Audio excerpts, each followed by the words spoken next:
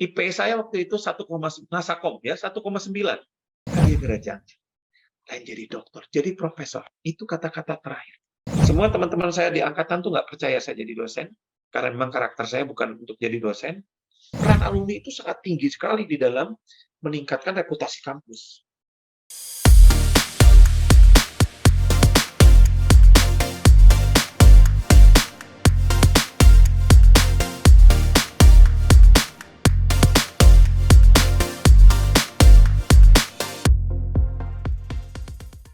Podcast Cinta MIPA kali ini menghadirkan seorang alumni farmasi yang telah mengalami perjalanan luar biasa dari seorang aktivis mahasiswa hingga menjadi pemangku kebijakan. Beliau adalah Profesor Apoteker Muhtaridi PhD, yang biasa kita panggil Kang Muhtar, seorang ahli farmasi dan guru besar di Fakultas Farmasi Universitas Padjadjaran. Beliau lahir di Palembang pada tanggal 2 Juni 1974. Beliau menyelesaikan gelar sarjana farmasi dan gelar profesi apoteker di Universitas Padjadjaran pada tahun 1998. Kemudian melanjutkan pendidikan tinggi dengan meraih gelar PhD dalam ilmu farmasi di University Science Malaysia. Selain pendidikan formalnya, beliau juga mengikuti berbagai pelatihan non-formal yang relevan seperti pelatihan radiofarmaka bagi dosen dari Batan, serta pelatihan Computer Aided Drug Design di University Science Malaysia. Beliau juga memiliki sertifikasi auditor halal. Kang Muhtar telah menerima berbagai penghargaan dan piagam serta kontribusinya dalam bidang akademik. Beberapa penghargaan yang diterima antara lain peringkat top 100 peneliti nasional versi Sintadikti, top 5 dosen terproduktif UNPAD, serta Satya Karya Bakti Pendidikan dari UNPAD. Beliau juga aktif dalam berbagai organisasi profesi dan ilmiah seperti menjadi Ketua Pusat Kolaborasi Riset Radiofarmaka Theranostik, Dewan Pengawas Ikatan Apoteker Indonesia, dan Wakil Ketua CADD Asia. Kang Muhtaridi juga memiliki pengalaman yang luas dalam mengelola institusi akademik. Beliau pernah menjabat sebagai Wakil Dekan Fakultas Farmasi UNPAD. Selain itu, beliau juga pernah menjadi Kepala Departemen Analisis Farmasi dan Kimia Medisinal, Ketua Program Studi Pasca Sarjana Farmasi, dan Ketua Pusat Data dan Informasi Fakultas Farmasi UNPAD. Di luar lingkungan UNPAD, beliau juga terlibat dalam manajemen institusi non-akademik, seperti menjadi manajer Apotek Sukarasah Putra dan Apotek Naura Pharma. Melalui podcast ini, beliau akan membagikan wawasan dan pengalamannya tentang transformasi perspektif yang menarik. Ikuti Cinta MIPA episode 13 ini dengan judul Transformasi Perspektif, dari aktivis mahasiswa menjadi pemangku kebijakan. Bismillahirrahmanirrahim. Assalamualaikum warahmatullahi wabarakatuh. Selamat datang di acara Cinta MIPA, cerita interaktif alumni MIPA UNPAD. Acara ini digagas dan dipersembahkan oleh Ika MIPA UNPAD. Kita akan menampilkan alumni MIPA UNPAD, dan acara ini bertujuan untuk memberikan perspektif dan wawasan karir dari seseorang yang pernah berkuliah di MIPA UNPAD, baik itu di dunia swasta, pegawai negeri, pebisnis, ataupun dunia akademis, gitu ya.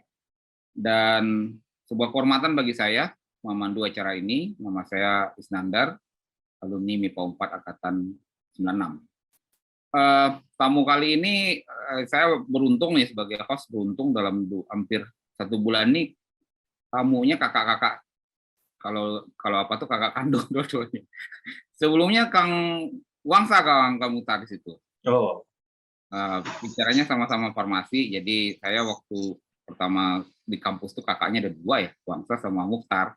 Dan saya ingat banget Kang Muhtar itu judulnya pas, teman-teman panitia milih dari aktivis mahasiswa menjadi pemangku kebijakan, karena juga waktu itu saya sebenarnya nggak mau jadi aktivis tapi dijebak ikut KMM ya, dan yang membukanya itu Muhtaridi. Saya ingat banget kenalannya.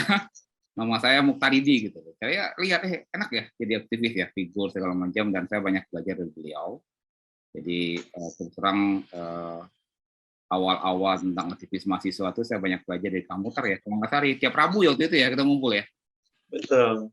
Tiap Rabu malam di Senat, dan saya belajar dari Kang Muhtar, Kang Ivan, Kang Pandu ya. Mawangsa.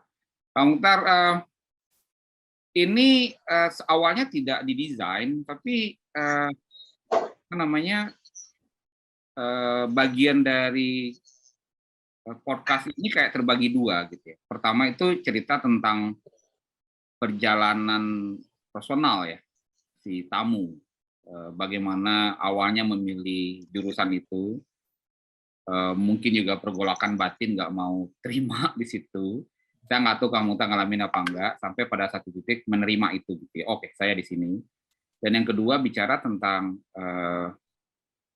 future-nya, misalnya ini menurut Kang Mukhtar, industri farmasi Indonesia ini bagaimana? Tentu dari kacamata Kang Mukhtar yang menjadi sekarang profesor ya, Profesor APT Mukhtaridi PhD. Jadi kita masuk dulu Kang Mukhtar yang pertama. Kang Mukhtar, saya kenal Kang Mukhtar tapi biar audiennya tahu, karena tujuan kita kebanyakan ini rekamannya itu buat mahasiswa, jadi mahasiswa Kang Mukhtar juga gitu. Biar punya bayangan seperti apa sih pergolakan perjalanan hidupnya, kemudian sampai pada satu titik, oke, aku adalah kuliahnya di sini dan sisi HM. Gitu. Silakan Kang Mukhtar, mangga. Bismillahirrahmanirrahim. Assalamualaikum, salam, Om Swastiastu, Namo Buddhaya, salam kebajikan, salam MIPA tentu. Yang pertama dan utama tentu terima kasih kepada teman-teman IKA ya, IKA MIPA, khususnya Kang Asep ya, Asep Jainal, kemudian Teh Ana yang mengundang saya untuk hadir di sini untuk bicara. Saya juga kaget ya. Alhamdulillah saya masih diaku alumni MIPA. Meskipun jiwa saya sebenarnya alumni MIPA gitu. Yang kedua ya, saya senang sekali ketemu dengan adik-adik saya gitu ya. Ini Isnandar yang memang menggebu-gebu kalau diskusi gitu. Kadang-kadang Isnandar ini dengan saya seperti anak yang baru balita lah, pengen tahu terus, nanya terus, sampai saya pusingin orang, anak nanya terus, gitu ya. Tapi ya, alhamdulillah itu adalah prosesnya. Saya pikir ini orang akan jadi karena terus logikanya jalan gitu. Ada Didi juga, Kang Didi, ya Ana. Ini semuanya sama-sama dulu pengurus gitu. Ada Kang Tendi di sini dan teman-teman banyak ya.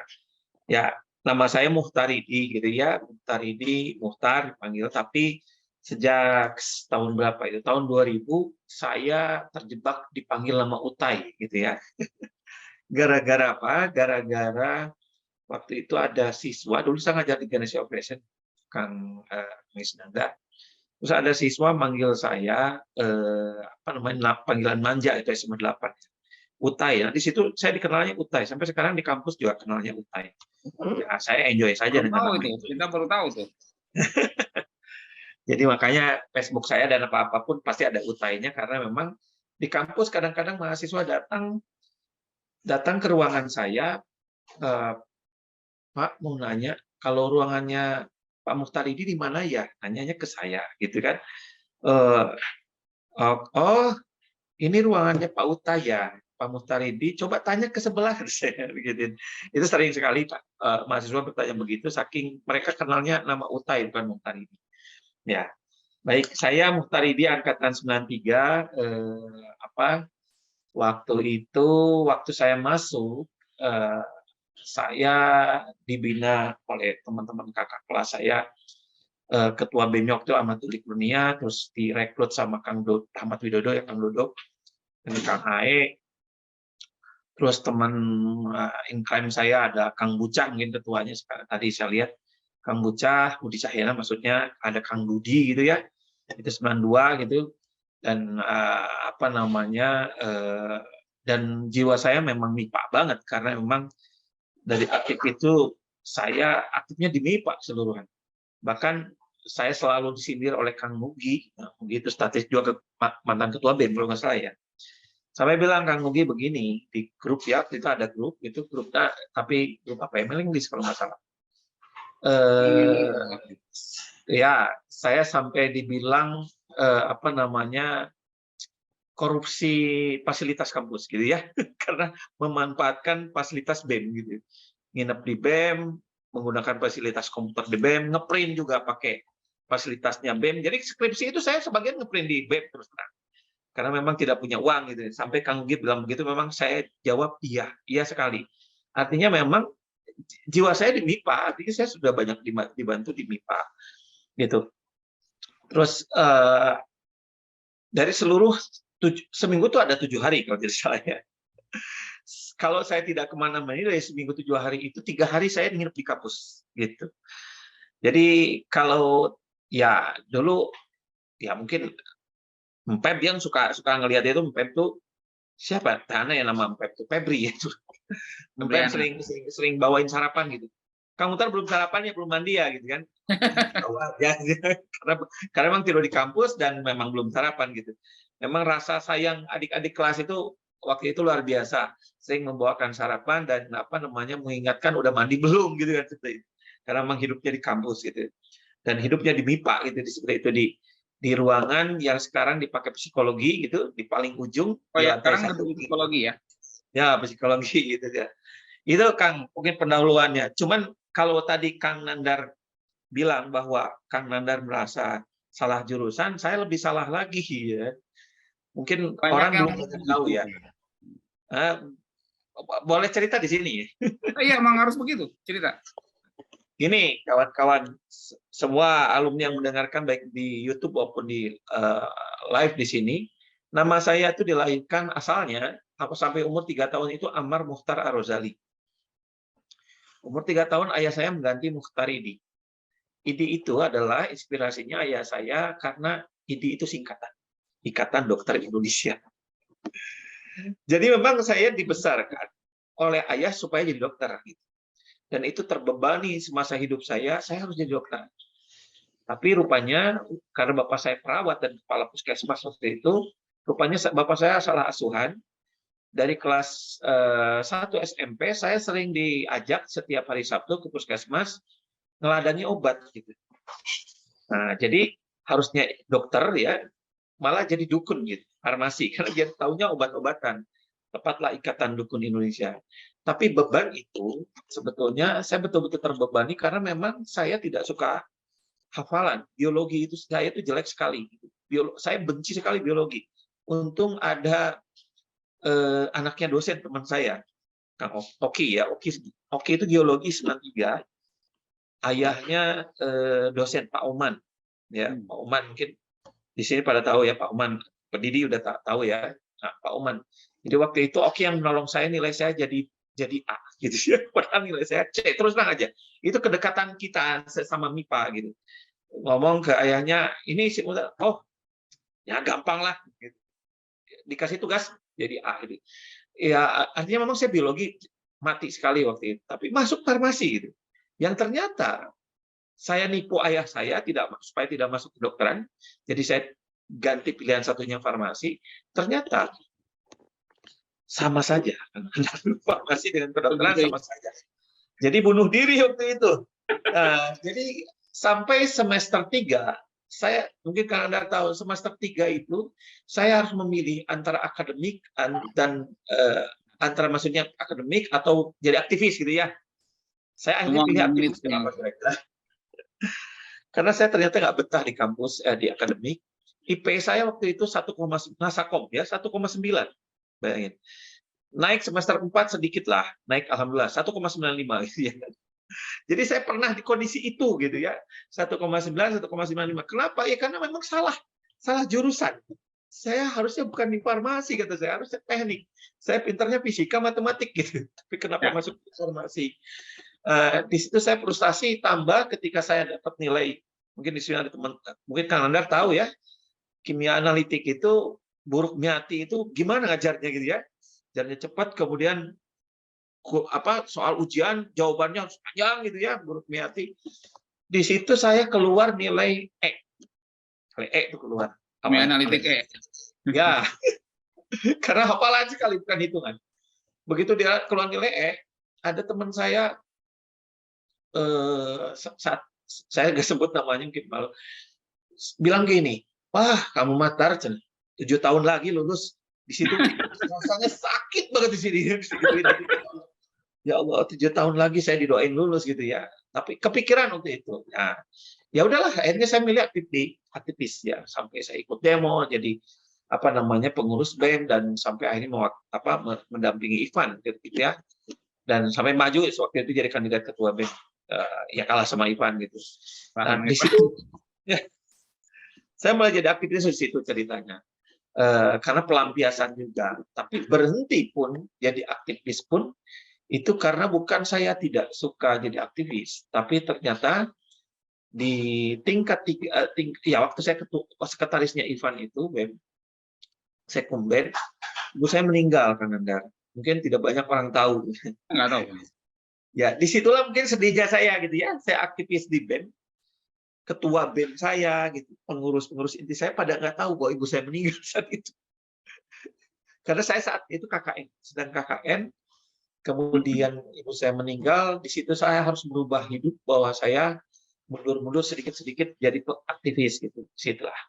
Nah, di situ rubah. Nah, ceritanya bagaimana kenapa ibu saya meninggal kemudian saya berubah jadi belajar, memperbaiki IPK, kemudian tiba-tiba terpikir jadi dosen. Mungkin setelah itu saya perkenalan dulu itu, Kang. Oh, saya rumah di Jatinangor sekarang. Jadi dekat kampus sekali gitu ya. Kosan saya dulu itu Desa Sayang. Ya, memang dulu juga dibesarkan di Jatinager ya. Kan dulu di mana? Apa namanya? Agak ke situ. Aduh lupa. Dulu Rancakek. Iya. Gitu ya pendahuluannya gitu dulu. Pendahuluan jadi panjang ya. Pendahuluannya.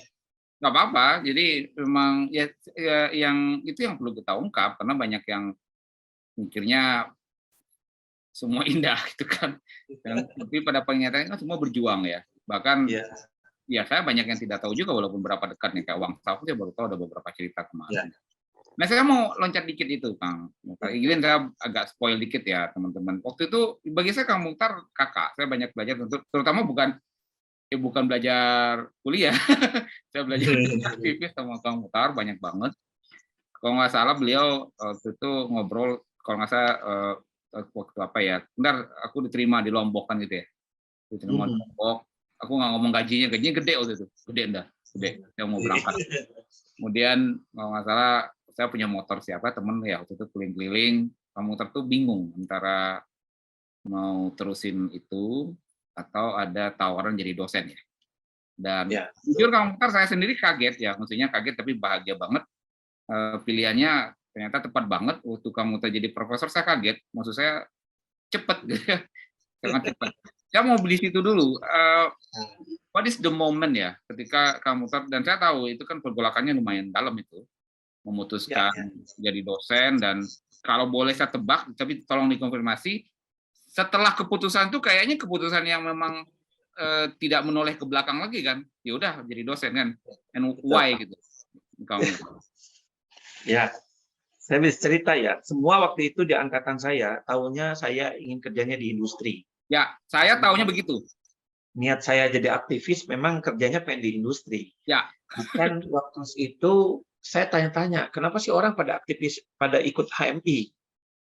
Kan Fajar, Kang Doli, saya nanya Kang Doli. Tangan itu Fajar belum? Ya, belum. Kang Doli kan di HMI gitu kan, teman-teman saya lah banyak di HMI. Ya katanya untuk karir jadi politik gitu kan. Nah di situ langsung saya mundur di HMI karena saya tidak suka dipolitikan seperti itu. Nah, lalu kenapa saya jadi dosen gitu ceritanya? Ya itu tadi ceritanya lah sambung ya, nyambung. Jadi Kang Nandar 14 jam sebelum ibu saya meninggal itu, jadi saya KKN kan ceritanya. Jumat itu saya punya feeling perasaan tidak enak. Kenapa saya ingat ibu terus gitu ya? Akhirnya saya telepon ke rumah di Rancaikek itu, saya nanya ada siapa di rumah. Oh tadi ada mama gitu. Terus mana mama? Kenapa? Nggak tahu saya katanya. Bentar kok nggak tahu? Mama di rumah sakit gitu. Di rumah sakit mana kata saya? Di rumah sakit Hasan Sadikin. Wah, saya langsung dari Garut itu berangkat hari Sabtu ya, Sabtu pagi ke rumah sakit Hasan Sadikin. Memang di situ ada mama. Wah, tidak ada indikasi bahwa mama saya akan meninggal gitu kan. Dia ketawa-ketawa. Nah, ada satu cerita yang saya tidak nyangka itu adalah kalimat terakhir ya. Pertama ketika saya datang, mama saya, saya budak ganteng gitu kan, biasa lah main-main. Tiba-tiba ibu saya tuh saya selalu underestimate sama ibu saya karena naik kelas pun ya itu tidak pernah ditanya atau diucapkan selamat gitu. Atau bahkan saya ranking 1 pun di sekolah nggak pernah diucapkan selamat, cuma dikasih masakan spesial lah itu memang. Cuman memang seakan-akan tidak peduli dengan pendidikan saya mau naik kelas, supaya nggak naik kelas, nggak peduli ibu gitu ya. Tapi saat itu, ibu tiba-tiba bertanya, gimana kuliah, rapotnya rata-rata berapa, bingung saya jawabannya. Nilai merahnya berapa, ada nggak nilai merahnya, bingung jawabannya, semuanya hitam, tapi E-nya banyak kan gitu ya. Saya bingung jawabannya ya, karena bingung jawabannya, saya jawab dengan aman mah. Gitu. Aman, alhamdulillah, gitu aja. Gitu. Lalu dia meneruskan perkataan, ini udah tahun ketiga harusnya udah lulus. Memang SMA atau saya bilang. Ini kuliah mah jatah ID itu 9 semester. Berarti 4 tahun setengah S1, belum apoteker. 9 semester masa berapa tahun? Wah, lama banget katanya. Udahlah, didiskon sama mama 4 tahun katanya. Dan itu pun sudah bergaining panjang, kekeh gitu ya. Tetap ibu saya merasa harus 3 tahun. Bergaining panjang, langsung ibu saya bilang, udah 4 tahun lulus. Nggak mungkin saya bilang. SKS-nya aja 100. Kenapa saya bilang nggak mungkin? IPK saya saat itu, IPK ya, 2,52 saat itu. 2,52 posisi saat itu. Dan nggak mungkin lulus 4 tahun dengan IPK segitu. Gitu. Itu sudah semester KKN ya. Sudah 3 gitu. Nggak mungkin saya bilang. Tapi ibu saya kekeh harus bisa 4 tahun. Gitu. Udah ceritanya. Udah saya keluar gitu. Tiba-tiba ibu saya manggil lagi. Yang tadi menatap saya dengan sambil senyum dan dia bilang, Kang Nandar, maneh marek botak gitu. Maneh marek botak. Tahu sendiri kan Kang Nandar, semua di sini yang tahu saya rambut saya gomplok itu. Wah, banyak lah rambutnya dulu. Banyak Dulu lah. ibu saya bilang botak gitu. Orang semua di situ ketawa karena saya dibilang botak, padahal orang tukang cukur aja susah nyukur saya. Minta tambah untuk nyukur saya gitu. Ya, bahkan saya pernah satu kejadian dicukur di Cibarengkok, sampai kakak saya ribut sama tukang cukur minta nambah 2.000 perak. Kenapa? Ini rambutnya panjang banget itu. Kakak saya sampai ketawa-ketawa bahwa saya itu akan botak gitu. Udahlah, apa-apa. Akhirnya saya keluar sampai mana tuh, sampai lorong Hasan Sadikin tuh, apa saya lupa, pokoknya sampai lorong Sadikin dipanggil lagi sama kakak saya, dipanggil sih.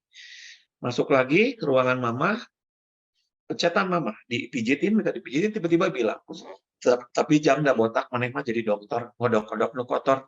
Kan bergurau, bahasanya bergurau, dokter ngodok-ngodok kotor. Saya pikir ibu saya itu SR aja nggak lulus gitu ya, sekolah rakyat aja nggak lulus. Mana tahu dokter dari mana gitu kan. Dia meluncur begitu aja, dia akan jadi dokter. Ketawa saya gitu, sebelum IPK segini lulus juga nggak tahu lulus gitu ya, seperti itu farmasi. Udah aja saya biarin. Apalagi mah mau ke Garut nggak ini nih, kata saya panggilannya ini, ke Garut. Ya udah ke Garut. Udah sampai naik angkot tuh Cicahem Cileunyi ya, Cicahem Ciroyom mau naik angkot, itu kakak saya lari, dipanggil lagi, panggil saya tergopoh-gopoh lari, gitu. Begitu lari tergopoh-gopoh masuk, ibu saya ketawa, Kadia Gerajang, lain jadi dokter, jadi profesor. Itu kata-kata terakhir. Kata-kata terakhir yang terngiang-ngiang di angkot gitu. Karena apa? Karena saya sampai terlari-lari, hidup saya hanya bilang jadi profesor. Udah aja. Itu yang nggak lagi dikira. Udah balik gitu. Hari si mama kunang. Saya mikirnya mama kunang. Kenapa gitu ya? Udah saya balik ke Garut di Cilawu saat itu. Jam berapa? Jam 11.45 saya dipanggil sama Pak Lurah gitu. Dan Pak Lurah itu preman gitu. Tapi dia nangis gitu. Kenapa nangis? Saya belum feeling saat itu. Disuruh pulang, jangan gerak balik, pulang. Saya naik bus, pulang. Saya baru sadarnya mau sampai Ciroyom tuh di Sukamiskin tuh ya, ya sekitar Antapani itu Sukamiskin. Pas lihat belakang ada teman-teman saya di Elm. Lah, ini teman-teman KKN kok ngapain di Elm? Baru saya ingat. Wah, ingat ibu saya, langsung saya nangis di situ. Nangis, berhenti di Ciroyom, saya lari, ibu saya udah nggak ada. Ternyata itulah kata-kata terakhir. Dan itu saya sampaikan ketika orasi saya di Guru Besar. sampaikan di orasi saya guru besar, saya juga tidak nyangka semua orang peserta di saat orasi saya guru besar itu nangis semua. Ya karena itu memang kenyataannya. Disitulah saat pilihannya saya, apakah saya kerja di Lombok, di Prodia yang gajinya gede. Waktu itu tawaran pertamanya gajinya 5 juta, Kang Nandar. Ya, saya ingat. Terus saya bingung sekali gitu, harus memilih. Tapi saya ingat ibu saya, apakah mungkin ini kata-kata yang diucapkan ibu saya.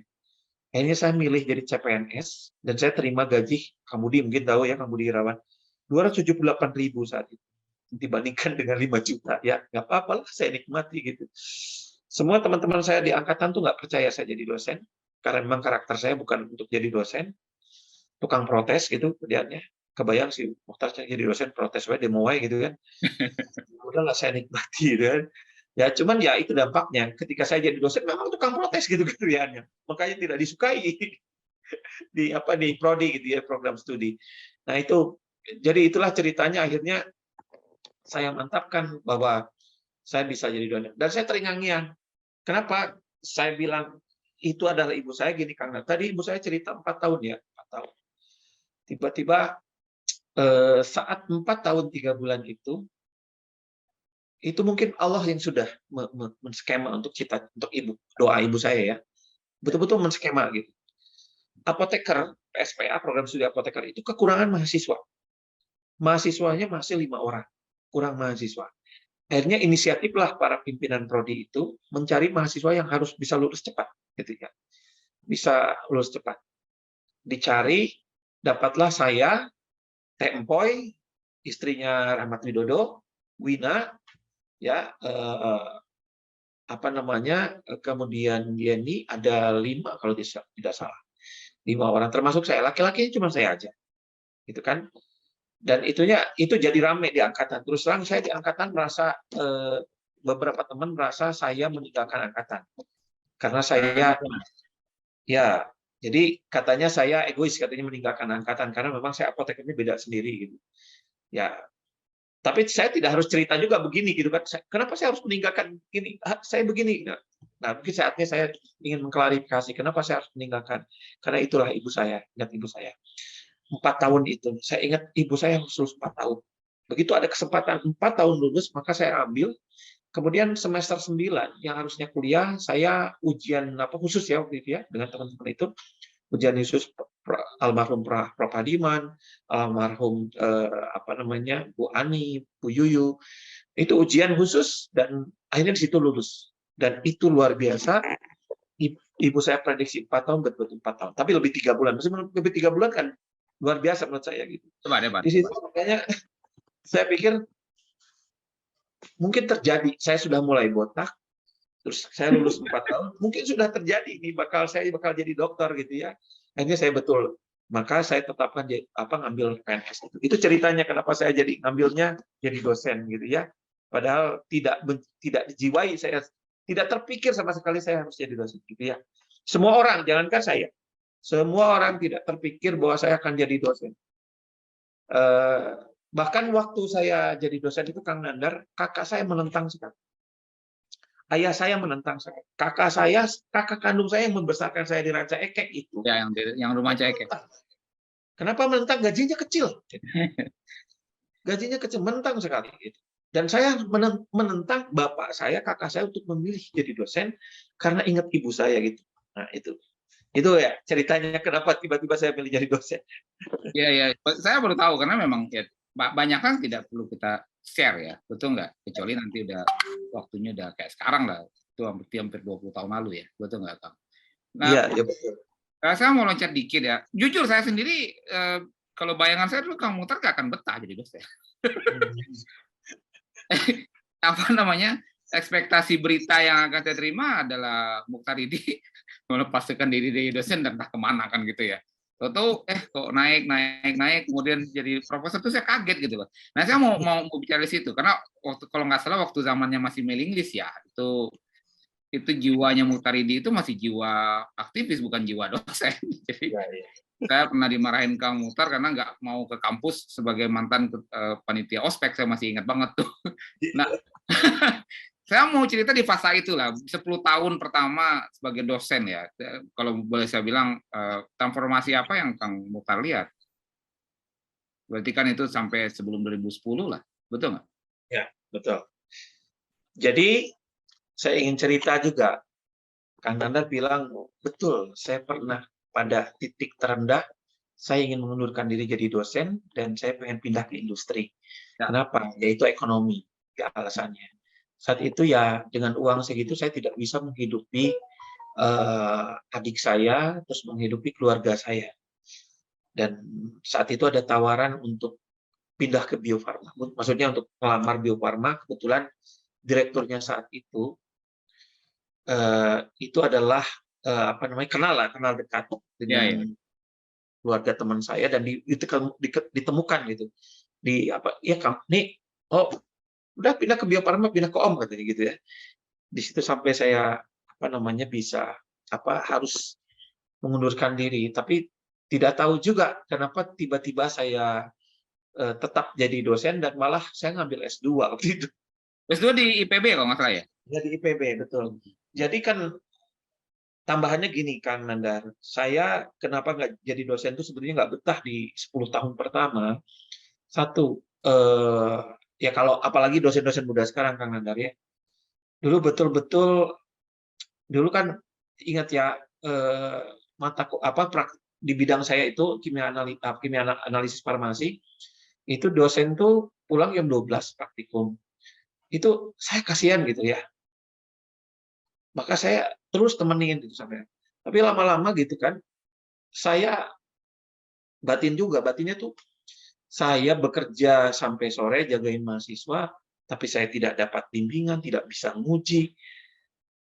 Artinya susahnya yang ai, untungnya yang akang gitu kan, itu istilahnya dulu ya. Sampai saya cerita dulu ke Pak Sohadi, dan Pak Sohadi bilang gini, Wayahna, nanti kamu udah jadi dokter, kamu akan di top gitu. Kamu bisa ngatur, ini udah jatahnya saya. Saya tuh terpikir begitu, oh gitu ya, pantesan saya susah gitu. Karena memang waktu itu state-nya begitu gitu.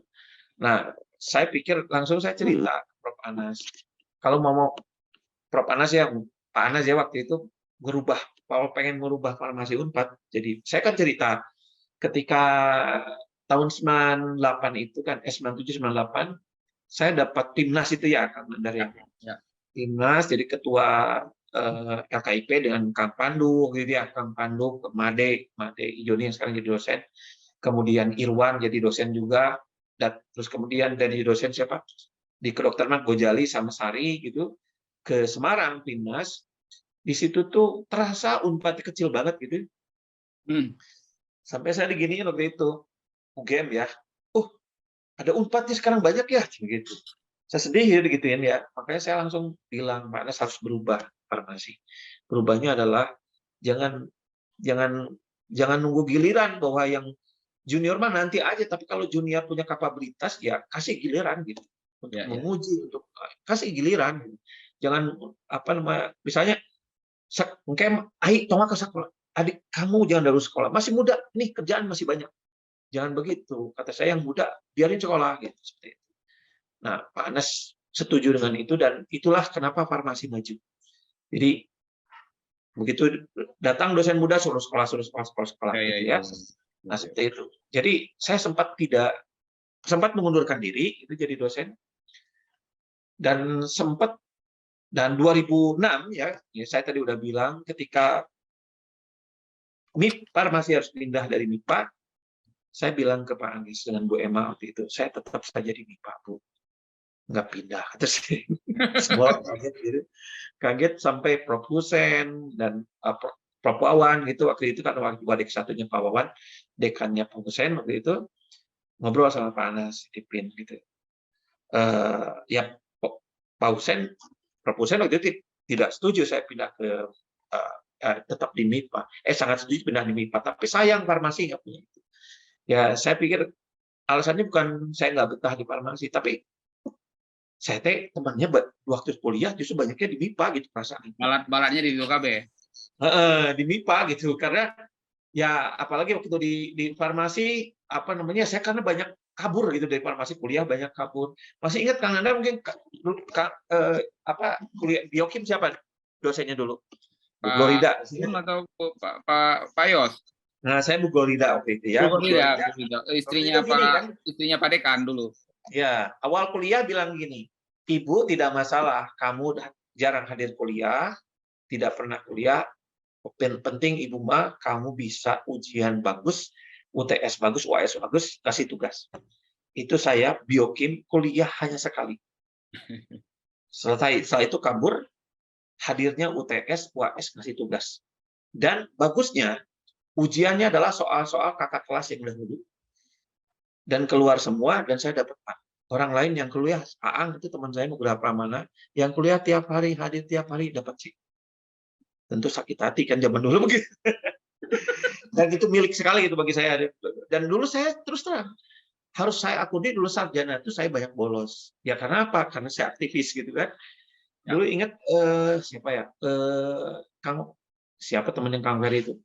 Aduh, Kang Ferry Kurnia ya. Ada demo nih, demo Sudarmono ya, Sudarmono. Mau nggak ikut? Ayo, saya ikutan demo. Padahal waktu itu saya UTS. Saya milih demo daripada UTS waktu. Nah, jadi masa-masa itu saya langsung berpikir ngapain saya jadi dosen gitu ya.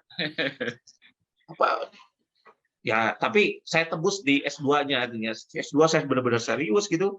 S3 benar-benar sekolah serius karena merasa sarjana bolong-bolong. Jadi saya kuliah sarjana itu waktu S2 gitu. Balik lagi baca buku waktu sarjana gitu ya Kang Nanda. Jadi 10 tahun pertama betul bukan Kang Nanda, saya memang sudah beberapa kali mencoba beberapa kali untuk mengundurkan diri jadi dosen karena satu ekonomi, yang kedua atmosfernya bukan saya banget gitu. Atmosfernya di MIPA. Iya. Kang, saya mau nanya dikit ya sebagai orang Ya. lulusan, tapi kan saya nggak di dalam ya. Saya lihat sekarang di kimia ya, saya ikutnya kimia, itu setiap 4 bulan ada profesor baru. Itu Ya. saya sesuatu yang mengagetkan. Saya pikir bukan kayak gitu dulu. Saya yang saya sebut guru paling dekat juga dari ITB kan, Bu Sintia kan. Bu Sintia bilang, kok cepet banget ya dari jadi dokter, jadi profesor. Apa yang terjadi di jadi perubahan gitu? Karena saya lihat kemarin kalau nggak salah kimia ada anak 98, Rani itu jadi profesor. Ya, Rani. Mudah-mudahan yang di bawah saya. Jadi dulu waktu saya jadi profesor, saya terus terang termasuk Bentar. Kamu tuh juga jadi profesor muda kalau nggak salah, 4 tahun lalu. Iya. Sangat muda. Itu. Apa yang terjadi di situ? Apakah? Nah, jadi gini. Saya menuduh dulu nih. Kamu main nggak di aturannya itu dari jiwa kuliahnya? Dulu kan itu yang saya bilang tadi, kita nggak bisa mendobrak Unpad jadi maju. Kalau ngomong, nanti aja kalian mah masih muda, ini mah jatahnya kami yang senior dulu. Nah kalau begitu susah gitu. Makanya saya berkali-kali untuk merubah harus ada yang muda gitu ya. Makanya alhamdulillah saya disetujui di profesor muda. Nah jadi gini ceritanya. Awalnya ya pendobraknya Pak Trihanggono kalau di Unpad. Jadi Pak Trihanggono itu ya berpikir gimana cara, kan profesor di Unpad itu kurang dari 10%. Ya. Kurang dari 10%, sedikit banget gitu ya dari jumlah itu. Dan Pak Tri, jadi kalau kita lihat Unpad itu maju zamannya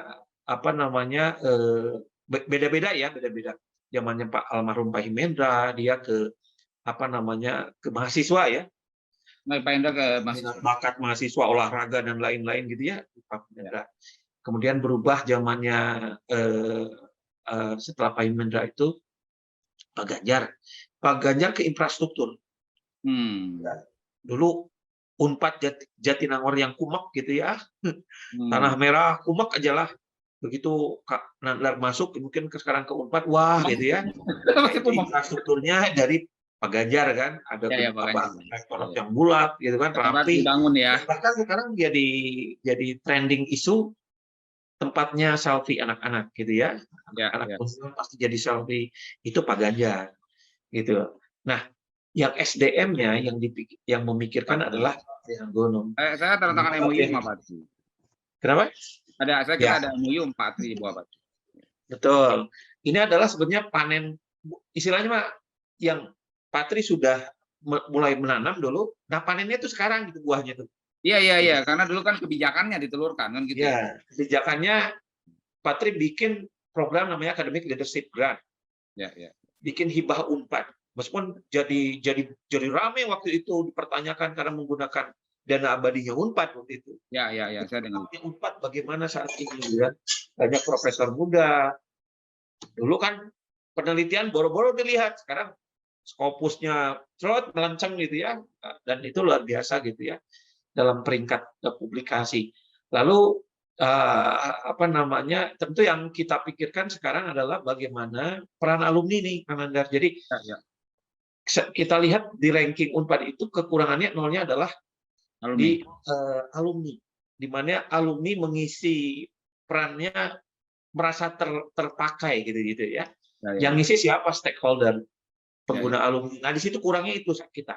Kemarin sudah coba dibenahi oleh rektor yang sekarang, Bu Rina, dan alumni sudah mengisi, sekarang rankingnya naik lagi, gitu ya. Iya, ya. Sekarang Nah, lagi ke IRA juga saya lihat juga di situnya fokusnya bagus ya. ya, sekarang naiknya rankingnya dari 800 sekarang sudah balik lagi ke ranking ke berapa sekarang, ke 350 kalau tidak salah. Jadi naik lagi bagus gitu tracknya, ya karena itu peran alumni kita semua gitu ya.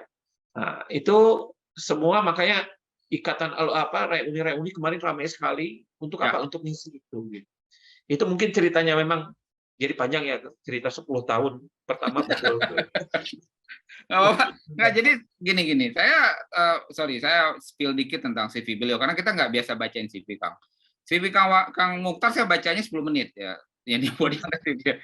Karena panjang sekali, dan itu juga saya baca cepat, bahasanya terkutip. Jadi publikasi saya nggak baca semua Kang, total ada 100 publikasi kalau nggak salah itu. Jadi cuma saya rasa saya nggak mau gali di situ, karena beliau darahnya darah aktivis. Saya mau tanya justru mungkin pendapat ke alumninya ya, Kang. Ya.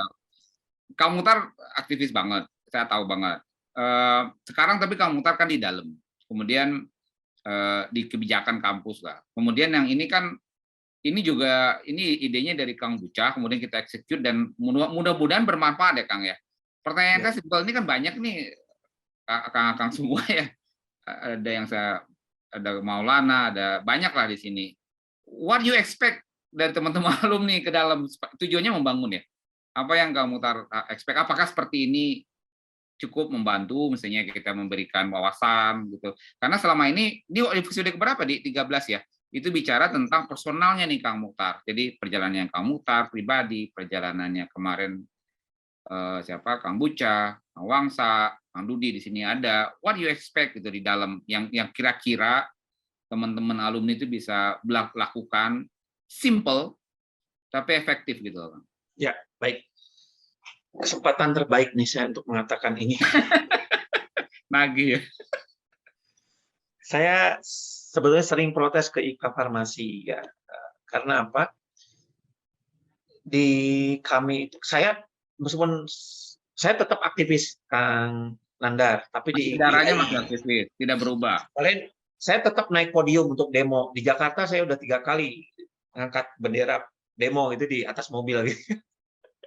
Tentang RUU kesehatan yang itu. Jadi gini, saya sih harapan saya alumni itu betul-betul percaya diri terhadap keunpadan kita. Dan itu salah satu kelemahannya alumni kita ya. Dan sekarang udah makin baik sebetulnya. Itu satu. Yang kedua, sense of belonging. Kalau IKA-IKA yang lain itu berani menjaga adik-adiknya, menjaga alumninya, meskipun dia salah gitu. Iya, meskipun dia salah gitu, dan dia bisa maju. Contoh misalnya tetangga lah, Gajah Mada. Ketika cerita, contoh sederhana aja, Patri Hanggodo bersaing jadi Dirjen Dikti dengan alumni UGM. Gitu. Secara scoring, Patri nomor 1. Dan beliau yang sekarang direktur itu nomor 3. Tapi kan mereka benar-benar jaga badan. Gitu. Akhirnya Patri kalah seperti itu.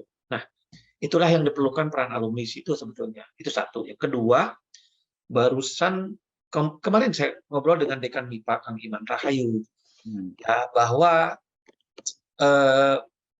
teman-teman UGM, UI, ITB itu punya jalur udara. Ya. Jalur udara siapa yang berperan? Kira-kira siapa? Alumni, gitu ya. Jalur udara itu maksudnya adalah ide kita hanya misalnya kita perlu dana nih untuk membangun ini, nggak punya dana, pemerintah susah, gitu. Jalur udara, yaitu presiden langsung.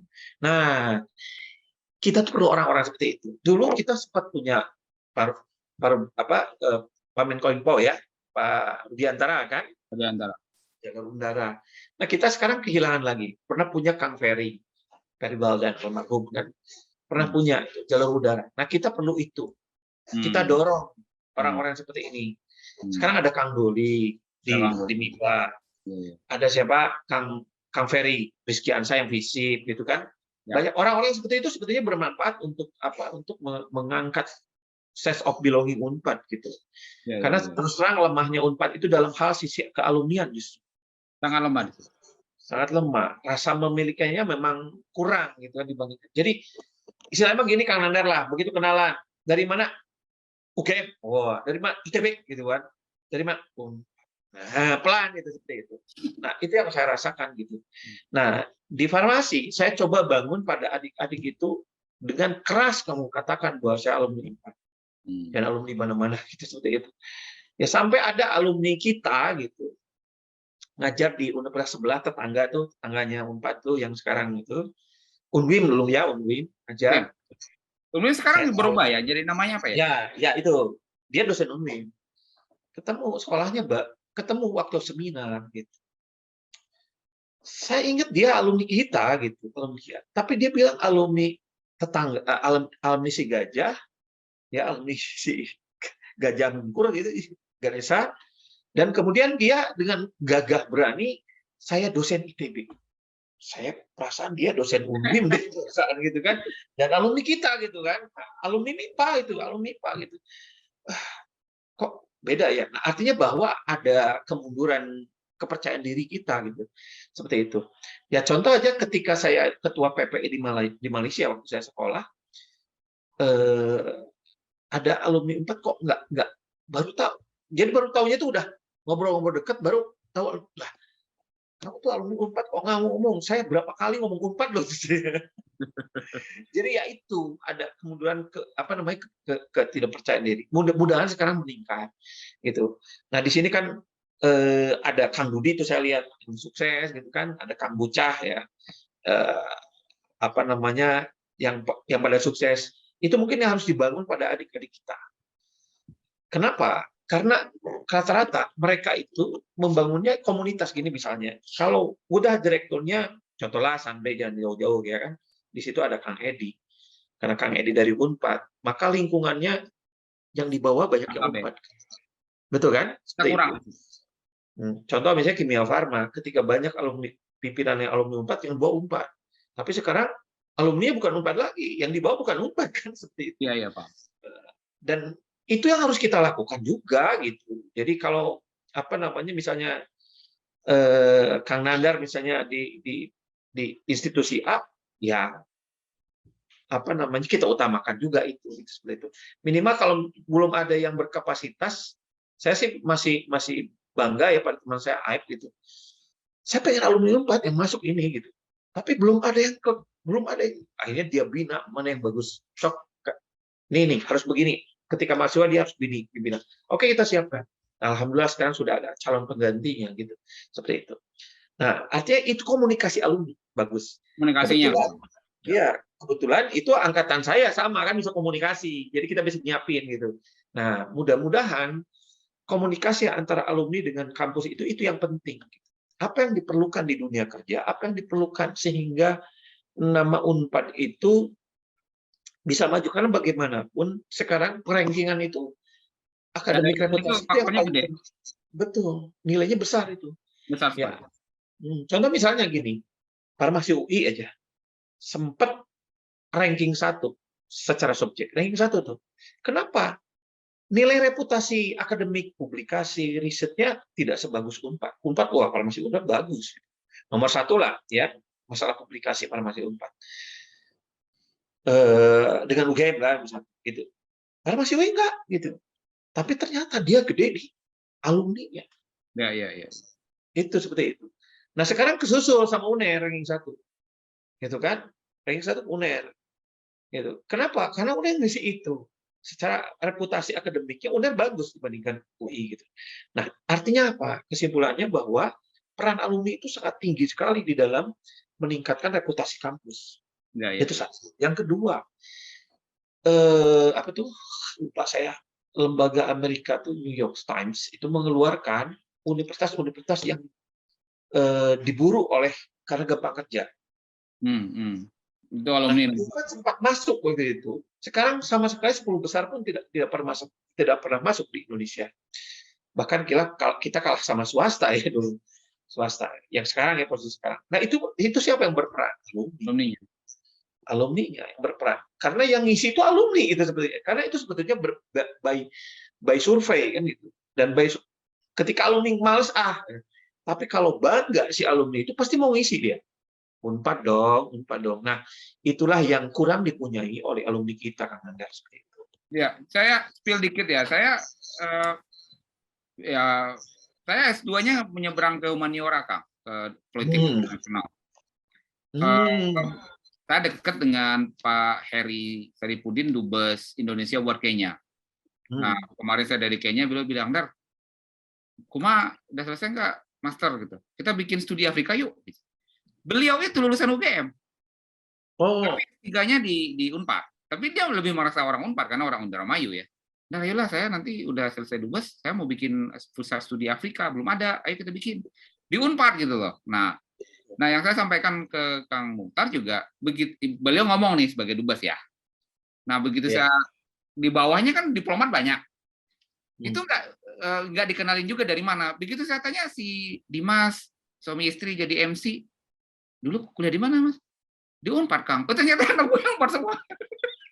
Jadi satu kedutaan itu, satu kedubes itu 40% orang Unpad, tapi nggak ada girahnya gitu loh. Paham nggak? Nah, ini yang dirasakan sama saya. Nah, itu yang mungkin nanti dipotong ya, bagaimana kita memanggil ini, mungkin ini sebenarnya jatahnya 1 jam, tapi biasanya 1,5 jam apalagi kalau aktivis ya. Kawang sap paling rekor 2,5 jam. Ini kalau tamunya aktivis, walaupun profesor bicaranya aktivis gitu ya, bukan keilmuan. Jadi itu yang mungkin yang pesan dari Kang Mukhtar ya. Saya belum masuk ke sisi keilmuan ya, Kang. Saya akan spill dikit dulu. Tapi kalau udah ada pertanyaan silahkan ya, karena banyak nih teman-teman kakak-kakak semua aktivis semua, ada Kang Budi tadi ya. Misalkan sebelum ada tunjuk tangan, saya langsung nyebrang dikit, Kang, wajib. Secara keilmuan, Kang Mukhtar fokusnya kemana? Kalau nggak salah kan pernah fokus di mangostin ya? Ya, mangostin itu subjek penelitian. Saya di kimia medisinal, tetap kimia. Nah, gimana posisi besarnya sebenarnya sekali lagi. Jadi saya jadi dosen tuh dididiknya di kimia dasar. Iya betul, saya tahu. Ya kan, jadi makanya kenalan saya Pak Rustaman, Kang Rustaman, Ibu Rahayu, Bu Eis, Bu Tati, kemudian Bu organik ya, Tama? Organik ya? Ya, Pak Aceh Tatang Hidayat. Aceh, profesor juga. Dan kalau orang nanya, kenapa sih kamu bisa cepat naik pangkat? Gurunya itu Aceh Tatang Hidayat. Itu pintar itu. Begitu dia lektor kepala mentok, kesusul sama saya. Dia selalu protes. Mana teh baheula urang teh udah lektor ya. Kamu teh keur mahasiswa. Gitu. Nah, ini mila gitu. Ngeduluin sekarang. Nah, itu mungkin kenapa maka warna diri saya mungkin secara badan di farmasi, tapi warna saya sebenarnya MIPA sebenarnya itu. Makanya kalau saya diajak kolaborasi sama MIPA, dengan senang banget gitu. Karena ya saya sekarang kerjasamanya kan dengan Made, Joni, Kamel, gitu kan, dosen-dosen ya di fisika ada Kang Aing Bahtiar, iya, terus di kimia ada Yusuf gitu, di ya MIPA gitu, bukan seneng lah kalau diajak kolaborasi ya kan. Rani saya ajakin di pusat kolaborasi riset saya gitu. Seperti itu. Rani itu bidangnya apa ya? Saya nggak ngikutin. Bidang sintesis dia, kimia juga. Jadi dekat ke farmasi ya sebenarnya, ke obat-obatan. Dia peptida sintesisnya. gitu. Jadi apa namanya? Kalau misalnya ya kalau lihat kan secara kerenggingan di Unpad yang juara itu kan hanya 3, farmasi, MIPA, kedokteran. Kalau disatuin ya MIPA yang besar gitu kan. Ya, ya, ya. Kedokteran bisa kalah kalau disatuin sepertinya. Artinya ya geologi aja asal dari MIPA kan Ya. luar biasa kan besarnya gitu seperti itu. Nah, jadi ya mudah-mudahan IKA MIPA ini bisa apa namanya bisa mengajak juga teman-teman yang dulu masih di MIPA ya farmasi geologi yang ya maka saya bilang kapan nih reuni gitu kan karena saya terakhir reuni itu tahun berapa ya sebelum saya sekolah diajak panitia oleh Kang Budi Irawan waktu itu ya Budi teman saya kayak Empoy gitu waktu itu Kang Dodo ya Kang Rahmat Widodo. Kalau nggak salah kita ketemu waktu yang di mana tuh? Wangsa baru pulang dari luar negeri, saya ingat. Amerika. Ya, Wangsa waktu itu hadir betul di herbarium, di herbarium. Mana ya? Di herbarium apa? Arboretum ya? Yang di Ya, bawah. di arboretum, sorry, arboretum betul. Ya, ya Wangsa. Ya saya juga kesel kadang-kadang ke Wangsa. Kenapa nggak jadi dosen bareng sama saya gitu ya? Ya, ya tapi ceritanya panjang kalau diceritakan saya Wangsa udah cerita. Wangsa, setahu saya, ya saya kemarin ada sesi beliau, nggak ada ucapan apa, kita nggak bahas itu, tapi nanti boleh dikonfirm ke beliau. Setahu saya, Kak Wangsa tuh pengen banget jadi dosen, dia malah nggak jadi. Kemudian saya waktu itu ke alumni, saya bilang udah Kak Wangsa di Eropa aja, saya ngirim orang-orang ke situ gitu loh. Jadi ya lebih, kalau Kang Mukhtar ditawarin, Kak Wangsa tuh pengen tapi ditolak. Ya, saya berapa kali nawarin Wangsa untuk balik lagi ke Unpad, tapi bosnya nggak mengizinkan gitu di Deksa gitu. Udah berapa kali sampai saya debat dengan bosnya gitu supaya Wangsa balik lagi di kita ya untuk jadi dosen NITK. Sekarang dia malah jadi apa namanya dosen S2 di ITB farmasi. Iya. Iya, betul. Silakan mungkin ada pertanyaan nih karena ini ya begini kalau judulnya pun tentang aktivis, jadi walaupun profesor nggak bicara sains. Saya minta Kang Dudi dulu ada ketua saya. Kang Dudi ketua bidang saya, Kang Mukhtar. Luar biasa. Waduh, kita bicaranya tentang kolaborasi ya, Kang. Ya, bagaimana sebenarnya tujuannya bagaimana buat apa mahasiswa itu juga bangga dan punya pathway karir gitu, Kang Mukhtar. Dan Kang Mukhtar tadi punya poin yang bagus ya, bahwa ya alumninya mundur lagi gitu ya, masuk ke dalam lagi dan kasih. Kang Dudi, mangga Kang Dudi ada tambahan atau ada mau nanya ke Kang Mukhtar? Mahasiswa itu yang sekarang nih, kan itu sangat apatis terhadap organisasi karena pengen lulus cepat. Jangan terlalu banyak belajar, tapi juga kamu harus lihat dunia nyata. Hobi saya yang paling jelas memprovokasi orang, maka doa ibu yang ikhlas itu yang akan teman-teman jaga sampai apa namanya teman-teman berhasil di titik itu. Provokator mana ternyata doa itu juga jadi profesor bukan provokator ya.